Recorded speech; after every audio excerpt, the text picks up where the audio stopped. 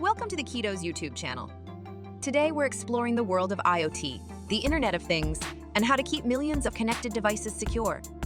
Imagine a world where everything is connected to the Internet. Your fridge, your car, even your toothbrush. That's IoT. It's by no means a new concept. Did you know Coca-Cola had an internet-connected soda machine back in the 80s?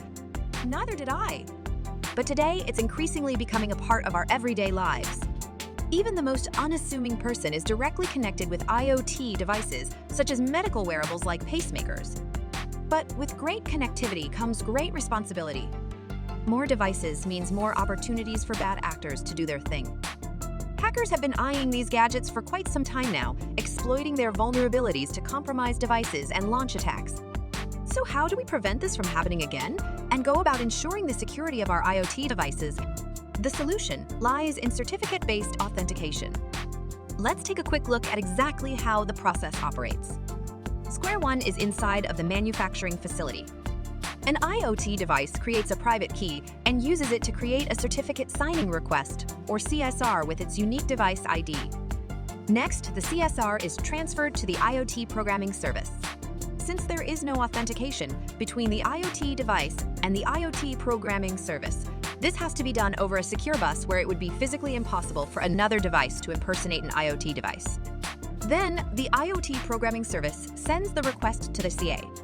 The certificate authority will then return assigned certificates, and the certificate is installed in the IoT device. Now the device is ready to authenticate whenever it reaches a customer. Next, let's explore how to register and connect to Azure IoT Hub. Remember, connecting to Azure does not need to happen in the factory. Once the certificate is loaded, the IoT device can use the information in that certificate to register itself in Azure whenever the device is ready to be used. First things first, the IoT device uses that certificate to authenticate with Azure IoT Hub. Then Azure IoT Hub looks at the certificate, verifies that it was issued by a trusted certificate authority, and creates a device with the name registered in the certificate. Finally, the IoT device starts communicating with Azure IoT Hub. And when the certificate is about to expire, your device contacts the APIs and issues a new certificate. No extra registration will be required due to the magic of certificate-based authentication. Ultimately, IoT device vulnerabilities can be mitigated by having a proper design and employing certificate-based authentication. Now that you're familiar with the concept of IoT CBA, take a look at this video or click the link in the description for more technical, step-by-step tutorials.